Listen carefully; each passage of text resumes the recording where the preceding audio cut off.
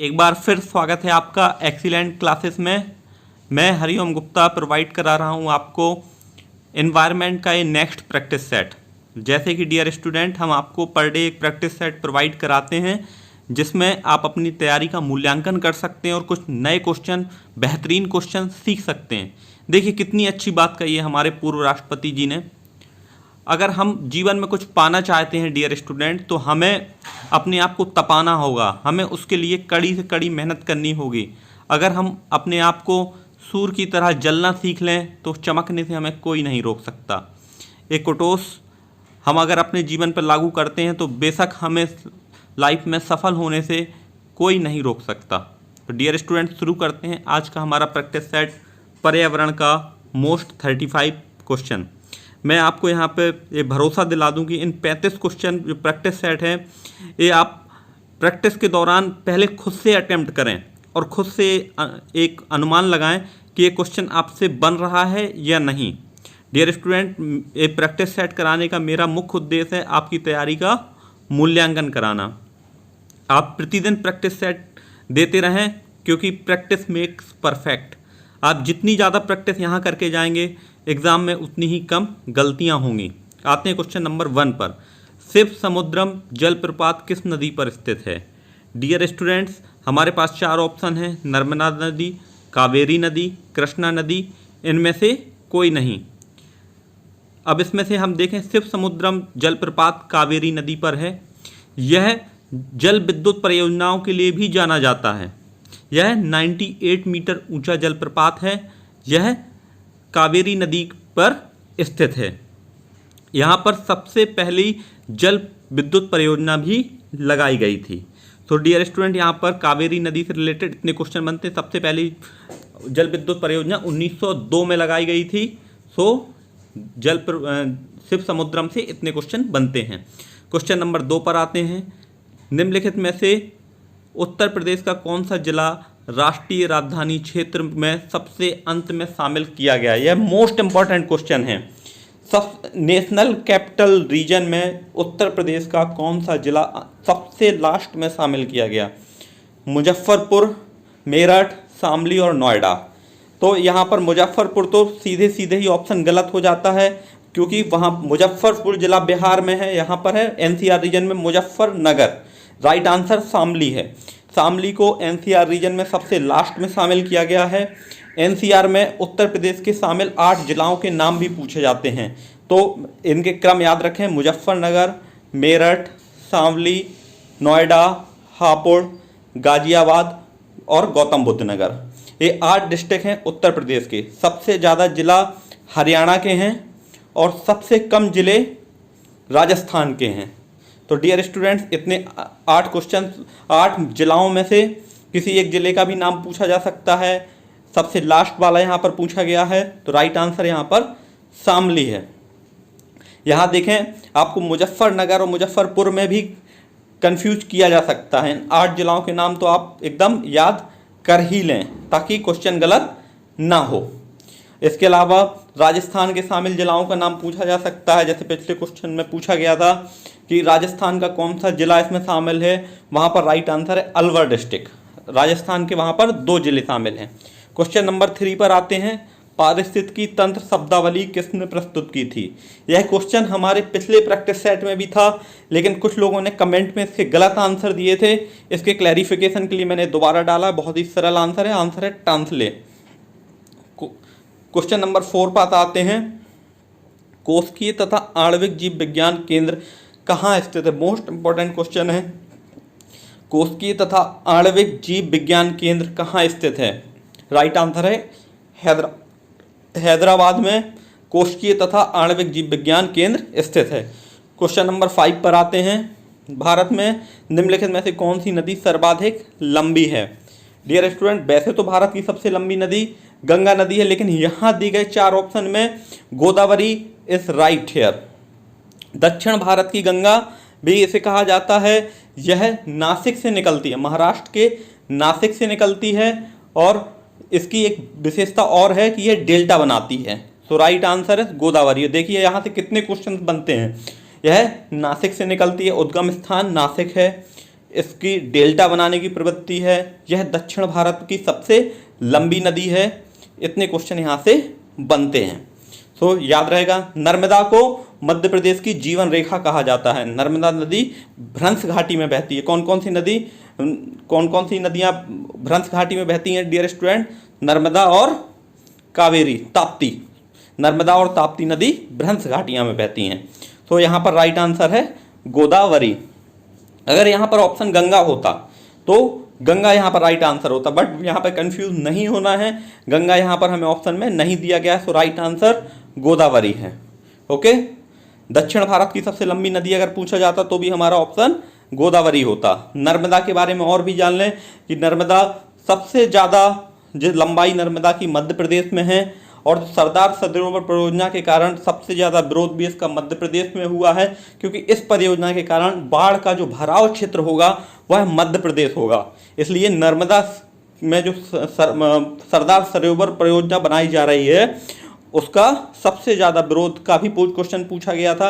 उससे जल भराव, जलमग्न क्षेत्र के कारण मध्य प्रदेश में बाढ़ का संकट उत्पन्न होने की स्थिति बन रही है, क्योंकि जब वहाँ के डिस्चार्ज पॉइंट को ब्लॉक कर देंगे तो ऑब्वियस है कि जल भराव क्षेत्र पीछे की तरफ बढ़ेगा, और जो बाढ़ प्रभावित एरिया होंगे, कृषि योग्य भूमि होगी, वो मध्य प्रदेश की सबसे ज़्यादा डिप्लॉय होगी। सो डियर स्टूडेंट, यहाँ पर नर्मदा, एक क्वेश्चन और पूछा जा सकता है कि कौन कौन सी नदियाँ भ्रंश घाटी में बहती हैं?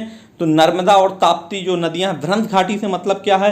भ्रंश घाटी से तात्पर्य यह है कि ये नदियाँ अपनी स्वयं की बनाई हुई ढाल में बहती हैं। यह चूँकि पश्चिमी घाट की ऊंचाई अधिक है और पूर्वी घाट की ऊंचाई कम है, बट ये नदियाँ अपनी बनाई हुई स्वयं की रिफ्ट वैली में बहती हैं।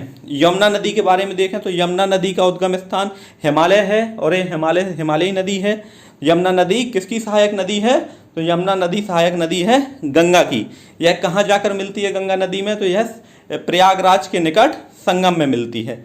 तो यहाँ पर नदियों से रिलेटेड एक क्वेश्चन, हमारे इंपॉर्टेंट क्वेश्चन ये थे। और भी पूछा जा सकता है कि यमुना नदी कहाँ पर मिलती है? यमुना और बेतवा का संगम स्थान कहाँ है? तो उसका राइट आंसर है हमीरपुर, उत्तर प्रदेश।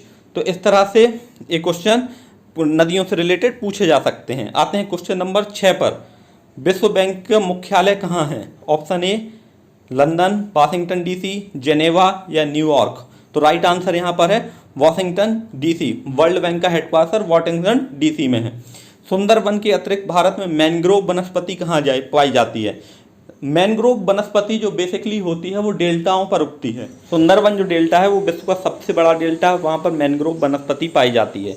इसके बाद दूसरे नंबर का पूछा गया है कि इसके अतिरिक्त कहाँ मैंग्रोव वनस्पति पाई जाती है? तो ओडिशा और आंध्र प्रदेश, ये भी हमारे कोस्टल स्टेट्स हैं और वहाँ पर दूसरे नंबर पर पाई जाती है। मैंग्रोव वनस्पति बेसिकली डेल्टास पे होती है। क्वेश्चन नंबर 8 पर आते हैं। भारतीय संविधान कब पारित हुआ? 26 नवंबर 1949, 26 नवंबर 1950, 26 जनवरी 1949 और 26 जनवरी 1950। तो डियर स्टूडेंट, जो हमारा गणतंत्र दिवस मनाया जाता है उस दिन हमारा संविधान लागू हुआ था, लेकिन संविधान पारित हो गया था 26 जनवरी 1949। तो यहाँ पे कंफ्यूज नहीं होना है। गणतंत्र दिवस के दिन हमारा 26 जनवरी 1950 को गणतंत्र दिवस के दिन लागू हुआ था, जबकि पारित हो गया था 26 जनवरी 1949। सो राइट आंसर है ऑप्शन ए। निम्नलिखित में से कौन सी नदी प्रायद्वीपी पठार से नहीं निकलती है? तो यहाँ पर बहुत ही आसान सा क्वेश्चन है ये। अगर आपको इंडिया का मैप क्लियर है, प्रायद्वीपी पठार, जो प्रायद्वीपी जो हिस्सा होता है जो समुद्र से 3 तरफ से घिरा हो, तो जो हमारा दक्षिण भारत है वो 3 तरफ से घिरा हुआ है। यहाँ पर चंबल, वैनगंगा, सोन और यमुना। जैसे कि हम पता है कि जो हमारी यमुना नदी है वो बेसिकली हिमालयन नदी है, जो हिमालय से निकलती है, जबकि वैनगंगा, चंबल और सोन नदी यह प्रायद्वीपी पठार की नदियाँ हैं। जो यमुना नदी है और गंगा नदी है उत्तर भारत के मैदान में बहती है। इन्होंने जो टेथिस सागर था, टेथिस भूसंहिति का सिद्धांत अगर हम बेसिक से समझें तो हमारा जो प्रायद्वीपी पेनिनसुला है वह अफ्रीकन पेनिनसुला से कट कर आया है और वो जाके अंगारा लैंड में जुड़ गया है। तो वहाँ पर जहाँ पर आज हिमालय है वहाँ पर टेथिस सागर हुआ करता था। चंबल नदी हमारी, चंबल जो नदी है वह इंदौर के निकट मानापाव महू से निकलती है। महू से एक क्वेश्चन और यहाँ पर याद आता है, डॉक्टर भीमराव अंबेडकर का जन्म स्थली भी महू इस नामक स्थान है। ओके, क्वेश्चन नंबर 10 पर आते हैं। इको मार्क उन भारतीय उत्पादकों को दिया जाता है, इको मार्क उन उत्पादों को दिया जाता है जो इको फ्रेंडली हो, पर्यावरण को नुकसान ना पहुंचाएं, पर्यावरण के प्रति मैत्रीपूर्ण हो। तो option D is right here. Eco mark भारतीय उत्पादों को जो पर्यावरण फ्रेंडली हो। क्वेश्चन नंबर 11 पर आते हैं। भारतीय संविधान सभा में महिला सदस्यों की कुल संख्या कितनी है? बहुत इंपॉर्टेंट क्वेश्चन है ये बार बार पूछा जाता है। भारतीय संविधान सभा में महिला सदस्यों की संख्या कुल कितनी थी?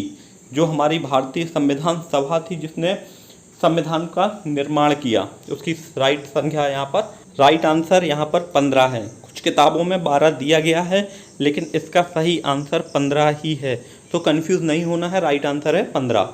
आते हैं क्वेश्चन नंबर 12 पर। पर्यावरणीय आयोजन के साथ मूलतः कौन संबंधित है? कौन सा रिसर्च इंस्टीट्यूट है जो एनवायरनमेंट से रिलेटेड है? तो यहाँ पर हमारे पास राइट ऑप्शन है नीरी। नीरी का फुल फॉर्म भी पूछा जा सकता है और ये कहाँ लोकेटेड है ये भी पूछा जा सकता है। तो नीरी का फुल फॉर्म है national environment engineering research institute, Nagpur. Question number 13 पर आते हैं। हेमिस राष्ट्रीय उद्यान कहाँ स्थित है? हेमिस राष्ट्रीय उद्यान हमारे दक्षिण एशिया का और भारत का सबसे बड़ा राष्ट्रीय उद्यान है, जो 4400 वर्ग किलोमीटर पर लोकेटेड है। ये अपने आप में मायने रखता है, इतना बड़ा एरिया हेमिस राष्ट्रीय उद्यान जम्मू एंड कश्मीर में लोकेटेड है। सो ऑप्शन नंबर ए यहाँ पर सही है। अगर क्वेश्चन यहाँ से बने कि सबसे बड़ा राष्ट्रीय उद्यान कौन सा है भारत का, जम्मू एंड कश्मीर, यह भारत का ही नहीं अपितु दक्षिण एशिया का सबसे बड़ा राष्ट्रीय उद्यान है। यहाँ से हेमिस राष्ट्रीय उद्यान से इतने क्वेश्चन बनते हैं। इसके अलावा इसका एरिया भी पूछा जा सकता है, तो इसका एरिया है यहाँ पर right answer 4400 square kilometre. Okay, तो इतने क्वेश्चन हमें याद रखने हैं। यहाँ पर 200 से ज़्यादा हिम लेपर्ड जो बर्फ़ वाले तेंदुए होते हैं वो पाए जाते हैं। क्वेश्चन नंबर 14 पर आते हैं। अध्यात्मक शासन का उदय सर्वप्रथम किस देश में हुआ? जो हमारा प्रेसिडेंट रूल सबसे पहले कहाँ हुआ? अमेरिका में। क्वेश्चन नंबर 15 पर आते हैं। भारत में जलोढ़ मिट्टी की सर्वाधिक विस्तार किस राज्य में है? जलोढ़ मिट्टी वह मिट्टी होती है जो अपरदन के द्वारा नदियाँ पहाड़ से बहा कर लाती हैं। तो जो नदी बहा कर लाती है वो सबसे ज़्यादा कहाँ लाती है? मैदानी उत्तर भारत के मैदानी भागों में पाट दिया है। तो सबसे ज़्यादा जलोढ़ मिट्टी कहाँ पर है? उत्तर प्रदेश में। या जो जलोढ़ निक्षेप सबसे ज़्यादा हिमालयी नदी बहा कर लाई वो कहाँ पाट दिया है? उत्तर प्रदेश में। Question number 16। निम्नलिखित में से विटामिन ई का सबसे महत्वपूर्ण स्रोत क्या है? जो विटामिन ई होता है हमारी बॉडी में हेयर्स और नेल्स की ग्रोथ के लिए सबसे इम्पॉर्टेंट होता है, और उसका सबसे महत्वपूर्ण स्रोत है अंकुरित गेहूँ। अंकुरित गेहूँ विटामिन ई का सबसे रिच सोर्स है। क्वेश्चन नंबर 17 पर आते हैं। भारत में 2011 की जनगणना के अनुसार सबसे ज़्यादा अनुसूचित जाति कहाँ पर है? The maximum number of schedule caste is located in which part of India? तो शेड्यूल कास्ट की जो काउंटिंग है वो स्टेट्स में पूछी गई है। Option A Arunachal Pradesh, option B Mizoram, option C Uttar Pradesh. Uttar Pradesh में सबसे ज़्यादा schedule caste and schedule tribes के पीपल हैं। क्वेश्चन नंबर 18 पर आते हैं। निम्नलिखित में से कायांतरित चट्टान का उदाहरण है? जो कायांतरित चट्टानें होती हैं वो किसी एक फॉर्म से दूसरे फॉर्म में कन्वर्टेड होती हैं। जो कैल्शियम कार्बाइड का जो रूप होता है वो है संगमरमर। आते हैं क्वेश्चन नंबर 19 पर। निम्नलिखित में से जैव निम्नीकरण है? यह क्वेश्चन पिछली क्विज में भी डिस्कस किया गया था। इसका राइट आंसर है वाहित मल। वेरी वेरी इंपॉर्टेंट क्वेश्चन है जैव निम्नीकरण वाहित मल। क्वेश्चन नंबर 20 पर आते हैं। सबसे अधिक ऊंचाई पर स्थित सक्रिय ज्वालामुखी कौन सा है? जैसे कि हम जानते हैं ज्वालामुखी दो प्रकार के होते हैं, सुसुप्त ज्वालामुखी और सक्रिय ज्वालामुखी। तो सबसे ज़्यादा ऊंचाई पर स्थित ज्वालामुखी यहाँ पर पूछा गया, तो राइट आंसर है ओजस डेल सलाडो। अगर क्वेश्चन में पूछा जाए किस महाद्वीप में स्थित है तो राइट आंसर होगा दक्षिण अमेरिका। अगर क्वेश्चन में देश पूछा जाए तो यह दक्षिण अमेरिका के चिले एवं अर्जेंटीना देश की सीमा पर स्थित है। 6893 मीटर ऊंचाई पर स्थित है। इतने क्वेश्चन बनते हैं यहाँ से। क्वेश्चन नंबर 21 पर आते हैं। साइबेरियन पक्षियों के लिए प्रसिद्ध नवाबगंज पक्षी अभ्यारण्य कहाँ स्थित है? तो जो पक्षी विहार है हमारा नवाबगंज पक्षी अभ्यारण्य, वह है लोकेटेड उन्नाव, लखनऊ और कानपुर के बीच में स्थित उन्नाव में साइबेरियन पक्षियों के लिए प्रसिद्ध पक्षी अभ्यारण्य वहाँ पर लोकेटेड है। आते हैं क्वेश्चन नंबर 22 पर। अंगूर के व्यापारिक स्तर पर उत्पादन को क्या कहते हैं? ऑप्शन ए सेरीकल्चर, विटीकल्चर, अंगूर उत्पादन या एग्रीकल्चर। सेरीकल्चर जो हमारा होता है वो रेशमी कीट के माध्यम से रेशम के उत्पादन को सेरीकल्चर कहते हैं। अंगूर के लिए विटीकल्चर, अंगूर के व्यापारिक उत्पादन के लिए विटीकल्चर कहा जाता है। क्वेश्चन नंबर 23, फेरोमोन्स किसके द्वारा उत्पन्न किए जाते हैं? फेरोमोन्स किसके द्वारा उत्पन्न किए जाते हैं? ऑप्शन ए कीटों द्वारा, राइट आंसर कीटों द्वारा। नेक्स्ट क्वेश्चन पर आते हैं, किस कारण अम्ल वर्षा होती है? What is the reason of acidic rain? यहाँ पर एलिमेंट पूछे गए हैं, कौन सी तत्वों के कारण एसिडिक रेन होती है? ऑप्शन ए SO2 और NO2, ऑप्शन बी NO2 और O2। तो यहाँ पर राइट आंसर है ऑप्शन ए SO2 और NO2। क्वेश्चन नंबर 25 पर आते हैं, निम्नलिखित में से कौन सा जिला गंगा और जमुना के दोआब में स्थित है? सबसे पहले हमें समझना होगा कि दोआब का शाब्दिक अर्थ क्या है, दोआब का मायने क्या है। दोआब का जैसे शब्द से ही क्लियर होता है, दो नदियों के बीच का स्थान। अब गंगा और यमुना को सबसे पहले हम मैप के माध्यम से समझते हैं। जो दक्षिण की तरफ, नॉर्थ ईस्ट से दक्षिण की तरफ हमारी जो नदी चलती है वह है यमुना, और यमुना के जस्ट पैरेलल में गंगा नदी बहती है। और ये नदियाँ दोनों हिमालय से निकलती हैं और उत्तर प्रदेश के प्रयागराज डिस्ट्रिक्ट में दोनों जाकर मिलती हैं। तो एक बहुत बड़ा एरिया है जो इन दोनों पैरेलल नदियों के बीच में पाया जाता है, जिसे दोआब कहते हैं। अब हम मैप के माध्यम से इसे बहुत क्लियरली समझ सकते हैं कि मथुरा, आगरा और मैनपुरी इसके बीच में लोकेटेड है, जबकि महाराजगंज जो ईस्टर्न साइड है, जो कि गोरखपुर के और नेपाल बॉर्डर के बीच में पाया जाता है। तो हमारे तीनों डिस्ट्रिक्ट तो हैं, मथुरा, आगरा और मैनपुरी, बट महाराजगंज यहाँ पर नहीं है। तो राइट आंसर है महाराजगंज। आते हैं क्वेश्चन नंबर 26 पर। ओजोन बायोस्फीयर को बचाती है। ओजोन लेयर जो है हमारी, वो प्रोटेक्टिंग लेयर है, हमारी रक्षा करती है किन किरणों से? इंफ्रारेड, अल्ट्रावायलेट, एक्सरे या गामा रे। तो राइट आंसर है अल्ट्रावायलेट किरणों से ओजोन बचाती। ओजोन का रासायनिक सूत्र भी पूछा जा सकता है, तो right answer O3। Question number 27 पर आते हैं, किस रोग को पूरी तरह से उन्मूलन कर दिया गया है?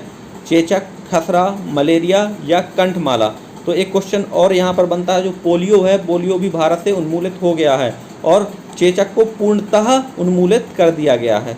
तो क्वेश्चन नंबर 28 पर आते हैं, अनुवांशिकी के जनक कौन है? मेंडल। मेंडल का पूरा नाम भी पूछा जा सकता है, ग्रेगर जॉन मेंडल।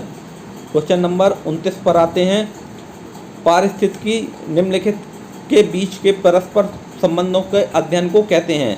पारिस्थितिकी किन के बीच के अध्ययन को कहते हैं? जीव एवं वातावरण के बीच के अध्ययन को पारिस्थितिकी कहते हैं। पीलिया किसके संक्रमण के कारण होता है? पीलिया jaundice. Jaundice is the disease of liver. तो राइट आंसर है यहाँ पर लीवर। लीवर के कारण, लीवर की जो बीमारी है उसे पीलिया कहा जाता है। इसमें पित्त अनकंट्रोल्ड हो जाता है। क्वेश्चन नंबर 31 पर आते हैं, उत्तर प्रदेश दिवस प्रतिवर्ष कब मनाया जाता है? ऑप्शन ए 2 मार्च, 24 जनवरी, 12 जून या 28 अप्रैल। उत्तर प्रदेश की स्थापना दिवस, उत्तर प्रदेश दिवस प्रतिवर्ष कब मनाया जाता है? अगर आपको इसका राइट आंसर है डियर स्टूडेंट पता, तो आप अटेम्प्ट करिए। राइट आंसर है यहाँ पर 24 जनवरी। उत्तर प्रदेश दिवस प्रतिवर्ष 24 जनवरी को मनाया जाता है। It was the establishment day of UP. Question number 32 पर आते हैं, भारत की औसत वर्षा लगभग कितनी होती है? यहाँ पर एवरेज रेन पूछी गई है, भारत में कितनी होती है? रेन को हमेशा हम सेंटीमीटर में नापते हैं। पूरे भारत में विभिन्न स्थानों पर विभिन्न वर्षा मापी जाती है, लेकिन पूरे भारत की औसत वर्षा यहाँ पर पूछी गई है। तो इसकी जो रेंज है लगभग 105 से लेके 125 सेंटीमीटर है। जैसे कि हम जानते हैं कि चेरापूंजी मासेनराम नामक स्थान विश्व का सबसे अधिक वर्षा वाला स्थान है, जबकि जैसलमेर जहाँ पर 70 सेंटीमीटर से भी कम वर्षा होती है। जो 180 है वो केरल में वर्षा होती है, केरल के पश्चिमी घाट पर। तो यहाँ पर जो हमारा राइट आंसर 105 और 125 की रेंज के बीच में है वो 117 है। भारत में वर्षा सभी राज्यों में अलग अलग मात्रा में होती है, इसलिए उसका एवरेज जो है 105 से लेकर 125 के बीच राइट आंसर है। क्वेश्चन नंबर 33 पर आते हैं। उष्णकटिबंधीय मरुभूमि में मिलने वाली बबूल, कैक्टस आदि वनस्पतियों को क्या कहा जाता है? वेरी इंपॉर्टेंट क्वेश्चन है, यह बहुत बार पूछा गया है। जो उष्णकटिबंधीय मरुभूमि में बबूल और कैक्टस पाए जाते हैं, जीरोफाइट कहलाते हैं। क्वेश्चन नंबर 34 पर आते हैं। राष्ट्रीय समुद्र विज्ञान संस्थान कहाँ है? जो हमारा ओशन साइंस इंस्टीट्यूट कहाँ पर लोकेटेड है? एक क्वेश्चन और भी यहाँ पर बनता है कि जो वाटर स्पोर्ट एकेडमी कहाँ पर है?